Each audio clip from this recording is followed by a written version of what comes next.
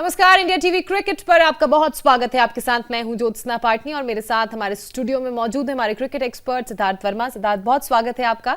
साथ ही मेरे साथ है हमारे क्रिकेट कॉरेस्पॉन्डेंट वैभव बोला। वैभव, हम तो सुबह से ही खैर जुड़े हुए हैं। सिद्धार्थ भी हमारे साथ आ चुके हैं। हाँ। तीसरा टेस्ट जो था वो सिद्धार्थ हमारे साथ उत्तराखंड से लगातार जुड़े थे। हाँ। और आज फाइनली सिद्धार्थ हमारे साथ वापस आ चुके हैं। हमारे साथ है सिद्धार्थ। देखिए, पहले दिन का दूसरा सेशन हो चुका है समाप्त। 144 पे 5 स्कोर नजर आ रहा है। मेरे ख्याल से दूसरे सेशन में लगभग 50 से ज्यादा रन बने हैं और 2 अहम विकेट टीम इंडिया के नाम आए हैं। एक लिया है ईशांत शर्मा ने, दूसरा लिया है एक लिया मोहम्मद सिराज ने और दूसरा लिया है वॉशिंगटन सुंदर ने।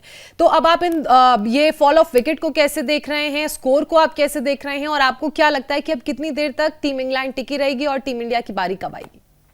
देखिए, बड़ा अच्छा शुरुआत इंडिया ने सुबह सुबह किया था और अक्षर पटेल ने 2 विकेट जैसे लिए तो एक बार ऐसा लग रहा होगा कि जैसा तीसरा टेस्ट मैच था वैसे इंग्लैंड की टीम एक बार फिर ढह जाएगी। पर बाकी के बैट्समैन ने, स्पेशली बेन स्टोक्स ने और थोड़ा उनका साथ दिया बेयरस्टो ने भी, और काफी अच्छे से संभल के खेल रहे थे। जब तक बेन स्टोक्स खेल रहे थे तब बिल्कुल ऐसा लग रहा था कि बिल्कुल विकेट बिल्कुल बहुत अच्छी है, फर्स्ट क्लास है, कोई उसमें परेशानी नहीं है। और बेन स्टोक्स के आउट होने के बाद दोबारा एकदम से ऐसा लग रहा था कि थोड़ी सी परेशानी है। पर अगर हम पिछले मैच की बात करें और पिछले मैच से हम इस मैच में आए हैं, विकेट की बात करें, करीब करीब एक ही जैसा विकेट दिख रहा है ज्योत्सना। पर थोड़ा एप्लीकेशन जो है, जो इंग्लैंड के बैट्समैन अप्लाई कर रहे हैं अपने आप को विकेट के ऊपर, वो बेहतर हुआ है। और इसमें इंडिया की तरफ से तारीफ की जाएगी। स्पिनर्स का तो है ही, पर सिराज ने ना ये देखते हुए कि ये थोड़ा स्पिनर फ्रेंडली विकेट है, इस पे फास्ट बॉलर्स इतने कामयाब नहीं हो सकते हैं, उसके बाद भी 2 सबसे शानदार विकेट लिए, कप्तान रूट की, बेयरस्टो की, तो बहुत अच्छी विकेट ली है। पूरा श्रेय सिराज को जाता है। सिद्धार्थ, आपको क्या लगता है कि जिस तरीके से भारतीय गेंदबाजों ने आज गेंदबाजी की है, उन्होंने थोड़ा एक प्लान के साथ गेंदबाजी की, जिस तरीके से पहले अगर मैं रूट की बात करूं, उनको लगातार पहले ऑफ के बाहर गेंदबाजी की मोहम्मद सिराज ने, फिर एक अंदर आती हुई गेंद, तो वही वॉशिंगटन सुंदर ने भी स्टोक्स के खिलाफ यही रणनीति अपनाई कि बाहर जाती हुई गेंद, फिर एकदम से एक गेंद जो शार्प टर्न एकदम से अंदर आई। तो क्या इस रणनीति के बारे में आप कहेंगे? देखिए, जैसे कप्तान जो रूट हैं, ऐसे खिलाड़ी हैं। इंग्लैंड की पूरी टीम जो है बैटिंग के हिसाब से अगर हम देखें तो जो रूट पे और बेन स्टोक्स पे ही पूरी निर्भर है। तो जो रूट ऐसे खिलाड़ी हैं, बेन स्टोक्स ऐसे खिलाड़ी हैं, अगर ये शुरू में सेट हो गए तो ये लंबा स्कोर करते हैं, ये सब जानते हैं, खासकर जो रूट। तो जो रूट को शुरू में ही पकड़ लेना, उनकी एक शुरू में बैट्समैन के पैर अच्छे से नहीं चलते, हाथ अच्छे से नहीं चलते, थोड़ी आंखें सेट नहीं होती, तो उनको शुरू में ही पकड़ लेना, एक लाइन पे डालते रहना। और वहीं से सिराज ने एक हल्का बॉल इन कटर आया और वहां पे जो रूट अपनी लाइन मिलाने में असफल रहे और आउट हो गए। और यही अगर हम बेन स्टोक्स की बात करें, अगर आप वो वाला बॉल देखें वॉशिंगटन सुंदर का, जिस बॉल पे बेन स्टोक्स आउट हुए हैं, उनके करीब करीब बाकी सारे बॉल सीम जो होता है ना, वो थोड़ा डायगोनल जाता है, ऐसे करके जाता है। तो जो ऐसे गिर रहा था वो टर्न ज्यादा हो रहा था, और जिस पे वो आउट हुए हैं ना, उस पे सीम उनका स्ट्रेट था, तो शाइनिंग पार्ट पे वो लैंड किया, जिससे वो सीधा चला गया, जिससे अपनी लाइन मिस कर गए, थोड़ा उनका पैर भी कम निकला। और पूरे उनकी बेन स्टोक्स की इनिंग में वो एक ही बॉल ऐसा लगा जिसमें वो अच्छे से नहीं खेले और उसमें इंडिया की वो सफलता मिली। मतलब मौके की तलाश थी और वो मौका जैसे ही हाथ आया भुना लिया। वैभव, लगातार हम बल्लेबाजों के आउट होने की तकनीक को लेकर भी बात कर रहे थे। मैं चाहूंगी कि आप उस पर भी सिद्धार्थ से सवाल पूछे कि जिस तरीके से बल्लेबाजों की विकेट और पैर में जो गैप, अगर सिद्धार्थ जो हम बात करना चाह रहे थे वो ये था कि देखिए, डॉम सिबली की मैं बात करूं, ये जो पहली पारी में आपके जो पिछला टेस्ट में था वहां पे जॉनी बेयरस्टो कि अक्षर पटेल के खिलाफ देखिए, एक जो नेचुरल एंगल से उनकी जो गेंद टप्पा पड़ के बाहर को टर्न होती है, तो जो बल्लेबाज है कोशिश ये कर रहे हैं कि बैट और पैड के बीच में थोड़ी जगह बना रहे हैं कि जो टप्पा पड़े और गेंद बाहर जाए तो उसको उनके खेलने में आसानी हो। लेकिन जो गेंद सीधी आ जा रही है तो उसको कैसे प्रिडिक्ट करें, उसको कैसे पढ़ें कि देखिए कि जो गेंद बैट और पैड के बीच में जो एक गैप बन रहा है वो ना बने। देखिए, इसमें ना बहुत ज्यादा आप दिमाग में बिठा के कि विकेट में कुछ है और अगर वैसे बैट्समैन खेलेंगे तो वो आउट होंगे, जैसे इंग्लैंड के दोनों ओपनर्स आउट हो गए। और अगर थोड़ा सा एप्लीकेशन देखिए, पिछला जो पूरी सीरीज है वो बेन स्टोक्स की अच्छी नहीं गई, पर आज उनकी बैटिंग में जो एप्लीकेशन थी, जिस तरह से अपने आप को अप्लाई कर रहे थे, बिल्कुल ही डिफरेंट तरीके से लग रहे थे। जितने अपने शॉट्स हैं सारे खेल रहे थे, रिवर्स स्वीप शायद दुनिया में सबसे अच्छा वो खेलते हैं, वो मार रहे थे और बार बार ना स्टेप आउट करके खेल रहे थे। स्टेप आउट करने से स्पिनर की जो लाइन और लेंथ है वो बिगड़ती है, उसका जो टर्न है वो खत्म हो जाता है। तो अगर बाकी बैट्समैन भी उन्हीं की तरह ट्राई करते प्रयास करते हैं ऐसा खेलने का, तो वो भी सफल हो सकते हैं। और एक सवाल है जोत्सना परेश व्यास का, गुड आफ्टरनून एक तो सबको वो कह रहे हैं, गुड आफ्टरनून और साथ ही वो पूछ रहे हैं कि इस सिराज सरप्राइज पैकेज, और सिद्धार्थ मैं इस पे ऐड करना चाहूंगा, मैंने पिछले 3 सालों से सिराज को लगातार गेंदबाजी करते हुए देखा है, चाहे वो आरसीबी की बात हो। पहले वाले सिराज और अब वाले सिराज में क्या आपको फर्क नजर आ रहा है? देखिए, टैलेंट हमेशा सिराज में था, हमने आईपीएल में ज्यादातर उनको देखा और हमेशा से लगे एक फिट हैं, एक अच्छी तेज गेंदबाजी करते हैं। जो मुझे सिराज में फर्क दिख रहा है अभी के सिराज में, वो लग रहा है कि वो मानसिक रूप से मुझे ज्यादा वो फिट लग रहे हैं, संतुलित लग रहे हैं। पहले ऐसे लगते थे रिएक्ट बहुत ज्यादा करते थे, थोड़े उतावले रहते थे मैच के अंदर, अब मैच्योर लग रहे हैं, अब मेंटल बैलेंस गेंद उनका पड़ने बड़ा के अच्छा बाद जो एकदम स्किड कर रही है, वो जो तेजी से अंदर आ रही है, जिस गेंद पे उन्होंने जो रूट को चौकाया, सेम उसी गेंद पे बेयरस्टो को भी चौकाया। थोड़ा अगर उस गेंद के बारे में आप और बेहतर बता सकें तो। देखिए, वो एक लाइन पे डालना ये की रहती है हमेशा, और सीम पे फास्ट बॉलर्स की, मीडियम पेसर्स की हमेशा ये प्रयास रहता है कि वो सीम पे बॉल को लैंड कराएं, और थोड़ा सा ही जो अगर आउट स्विंग के लिए लैंड कर रहा है तो सीम के इधर या उधर लैंड करने से ये प्रयास रहता है कि वो दोनों तरफ जा सकती है, कटर हो सकता है और उस पर स्विंग भी अच्छी हो सकती है, क्योंकि शाइन एक तरफ रहता है बॉल का।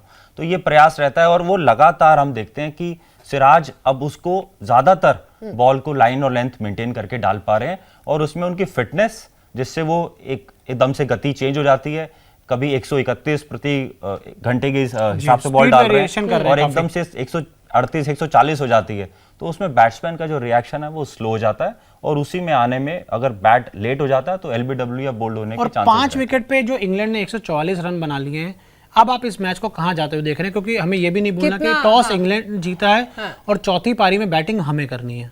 अभी ऐसा चौथी पारी में बिल्कुल हाँ, जो चौथी पारी वो बल्लेबाजी भारत को करनी है। करेक्ट। तो ऐसा लगता है कि बिल्कुल भी इंडिया, ऐसा नहीं है कि इंडिया के पाले में मैच है, मैच बिल्कुल सही चल रहा है, बिल्कुल संतुलित मैच चल रहा है। इसमें जो एडवांटेज टीम इंग्लैंड को अभी के लिए है वो यही है, जैसा वैभव ने कहा कि चौथी पारी में उनको बैटिंग करना है, तो वो सबसे कठिन रहने वाला है। तो प्रयास जो है इंडियन बॉलर्स का वो ये रहेगा कि इंग्लैंड को कम से कम रन पे आउट करे, ताकि वो बैटिंग करके लीड बड़ी इंग्लैंड को चढ़ा सके। ये जो अगले 1 या 2 विकेट इंग्लैंड के सबसे ज्यादा वो क्रूशल हैं, उनको कितनी जल्दी आउट करते हैं इंडिया के लिए उतना ही अच्छा रहेगा। पोप और लॉरेंस अभी मैदान में हैं, तो क्या ये जिस तरीके से हमने देखा बेयरस्टो और बेन स्टोक्स ने गेम को संभाला, क्या ये गेम संभालने? देखिए जोत्सना, जो डैन लॉरेंस आज आकर खेले हैं, वो बेयरस्टो की जगह जब वो खेले थे तो नंबर 3 पे खेले थे, आज आपने उनको 6-7वें नंबर आप लेकर आ रहे हैं। उन्होंने स्कोर भी बनाया। देखिए उससे आपने उनको डिमोशन तो किया है, मतलब ओली पोप से नीचे उनको खिलाया है, तो डैन लॉरेंस के ऊपर भी थोड़ी सी जिम्मेदारी जरूर होगी कि देखिए इंग्लैंड के जो बल्लेबाज हैं वो अब तक इस सीरीज में अगर पहला टेस्ट मैच छोड़ दें और जो रूट की पारी को निकाल दें, वो इम्पैक्ट इनिंग और जो इंडिया में खेलने के लिए वो चाहिए होता है कि अपने आप को आप अप्लाई करें ठीक से। बहुत जल्दबाजी में नजर आ रहे हैं जितने भी इंग्लैंड के बल्लेबाज रहे हैं। अगर मैं जैक क्रॉली की भी बात करूं, शुरुआत में शायद जब आपका 10 के स्कोर पे पहला विकेट गिर गया था, तो आपको अक्षर के पहले ओवर में ही डाउन द विकेट जाके एक बड़ा शॉट खेलने का। सिद्धार्थ, ये कौन सी टेस्ट क्रिकेट इंग्लैंड खेल रही है? ये मुझे लगता है कि वही पिछले मैच से जहां से छोड़ा था ना इंग्लैंड ने, कि जल्दी से पता नहीं हम सरवाइव कर पाएंगे इस विकेट पे या नहीं, उसी सोच के साथ चौथे मैच में हड़बड़ाहट में ओपनर्स जो है वो बैटिंग करने आए, और उनको लगा कि पता नहीं विकेट में क्या हो जाएगा, तो वो सारे शॉट्स जो हैं वो 1 ही 2 ओवर में खेलना चाह रहे थे, और इसी कारण से बहुत जल्दी जैक क्रॉली आउट हो गए। उनको ऐसा बिल्कुल आउट होते हुए बिल्कुल अच्छे नहीं लग रहे थे, उनको खड़े रहना चाहिए था, साथ देना चाहिए था, तो हो सकता है कि इंग्लैंड की स्थिति और बेहतर होती। और सिद्धार्थ जोसन, एक बस मैं ऐड करना चाहूंगा, आर अश्विन ने आज 10 ओवर गेंदबाजी की है, रन उन्होंने सिर्फ 17 दिए हैं, लेकिन एक भी विकेट अभी तक अश्विन को नहीं मिला है। अश्विन की गेंदबाजी के बारे में थोड़ा सा अगर आप कुछ बता दें। बहुत अच्छी गेंदबाजी कर रहे हैं, और कई बार वैभव मैच में ऐसा होता है कि जो सीनियर प्लेयर होता है या कोई एक बॉलर ऐसा होता है कि जो बैट्समैन को रोक कर रखता है, और बैट्समैन का ध्यान रहता है कि मैं अश्विन की बॉलिंग पे आउट ना हो जाऊं, और ऐसा ध्यान रखते हैं, तो इसका फायदा दूसरे बॉलर्स को मिलने लग जाता है। जैसा हमें देखने को मिला, वो दूसरे बॉलर्स पे थोड़ा ज्यादा खुल के खेलते हैं। अश्विन ने बहुत टाइट गेंदबाजी की, 10 ओवर में सिर्फ 17 रन दिए, और इसका फायदा दूसरे बॉलर्स को मिला है। अच्छा, वैसे बॉलर्स की हम बात कर रहे हैं तो तीसरे और चौथे टेस्ट मैच के बीच में ये खबर भी आई थी कि इंग्लैंड ने अपना बॉलिंग कोच चेंज कर लिया है। जीतन पटेल अब उनके गेंदबाजी कोच जैक लीच बोल रहे हैं कि मुझे अश्विन और अक्षर पटेल से अब बॉलिंग सीखनी पड़ेगी। बट सिद्धार्थ, आपको क्या लगता है कि जिस तरीके से इंग्लैंड ने मार्कस ट्रेस्कॉथिक को अपॉइंट किया, जीतन पटेल को अपॉइंट किया, तो क्या आप सो रहे थे भारत आने से पहले कि जब 3 टेस्ट मैच खत्म हो गए तब आप एक सब डिसीजन ले रहे हैं? आपको क्या नहीं लगता कि इंग्लैंड को अगर इंडिया में आकर खेलना था, वर्ल्ड टेस्ट चैंपियनशिप का सेमीफाइनल ही मैच खेला जा रहा है और सीरीज बहुत इंपॉर्टेंट थी, तो क्या इंग्लैंड की जो टीम थी वो सो रही थी? आपको पता है आप श्रीलंका भी गए, फिर आपको इंडिया आना, तो ये सब डिसीजन पहले लेने चाहिए थे। अच्छा Siddharth, just to add a little, आपको क्या लग रहा है जो वैभव ने बोला उसके साथ ही, क्या इंटेंट मिसिंग है? नहीं, थोड़ी प्रेपरेशन मिसिंग है और उसमें थोड़ा सा बेनिफिट ऑफ डाउट इंग्लैंड को या बाकी टीम्स को ही दे सकते हैं कि वो लोग कोविड का टाइम था, बहुत ज़्यादा तैयारी कर नहीं पाए। पर मैं बिल्कुल सहमत हूँ, प्रेपरेशन में कमी थी। उनको पता था इंडिया में आज से नहीं हमेशा से ऐसी विकेट मिलती हैं और जहाँ पे स्पिन फ्रेंडली होती हैं विकेट्स, और ये सिर्फ खेलने का तरीका गलत था। जैसे विराट ने भी, हमने देखा पिछले मैच के अंत में विराट ने कहा कि ऐसा कुछ नहीं था, बैट्समैन दोनों टीम के बैट्समैन ने अप्लाई अपने आप को अच्छे से नहीं किया, पूरे इंटेंट के साथ नहीं खेले और यही कमी रही। अगर दोनों टीम के बैट्समैन अच्छे से खेलते, रन ज्यादा होते, तो मैच तीसरे, चौथे और शायद 5वें दिन भी चला जाता। तो कमी जो थी वो बैट्समैन की थी और यही कमी जो है इनके, जीतन पटेल ट्रैवल तो कर ही रहे हैं, पहले मैच से वो टीम के साथ दिख रहे हैं, पर अभी ऑफिशियली इन्होंने अपॉइंट कर दिया।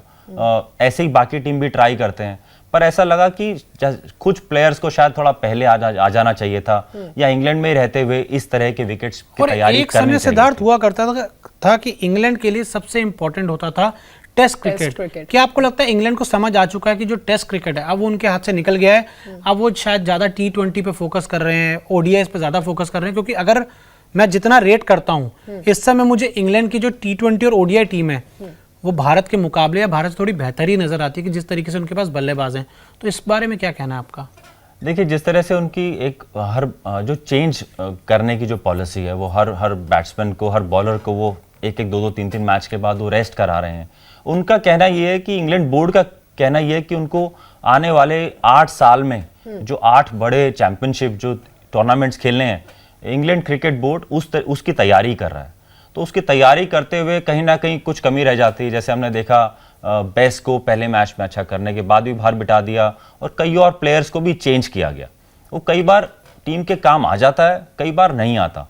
पर इंग्लैंड अभी भी सबसे ज़्यादा, जितने भी टेस्ट प्लेइंग नेशंस हैं, कंट्रीज हैं, उनमें सबसे ज़्यादा हर साल टेस्ट मैच खेलने वाली इंग्लैंड सबसे नंबर 1 के बाद जो पहला टेस्ट, और कोविड के बाद जो पहला टेस्ट मैच हुआ था वो भी इंग्लैंड और पाकिस्तान के बीच में हुआ था, या इंग्लैंड और वेस्ट इंडीज के बीच में सीरीज हुई थी। इंग्लैंड लगातार कोविड के बाद से टेस्ट क्रिकेट खेलता आ रहा है और फिर भी थोड़ा सा मैं शॉक हुआ था ये देखकर कि इस सीरीज को, मतलब इंग्लैंड ने, आपको पता था कि टेस्ट चैंपियनशिप है, पहली बार हो रहा है, वर्ल्ड कप का फाइनल होना है, बहुत ज्यादा उस पर ध्यान नहीं दिया। अब देखना यही है कि किस तरीके से अब आपका परफॉर्मेंस रहता है। तीसरा सेशन बस स्टार्ट होने वाला है, 2 टीमें मैदान पर आ गई हैं, तीसरा सेशन स्टार्ट होने वाला है, कह लीजिए हो ही गया है। और इसी के साथ हमारे लिए भी यहाँ पर आपसे विदा लेने का वक्त हो गया, लेकिन आपसे एक बार फिर हम मुलाकात करेंगे तीसरा सेशन खत्म होने के बाद, और उसके बाद एक बार फिर से चर्चा हम करेंगे।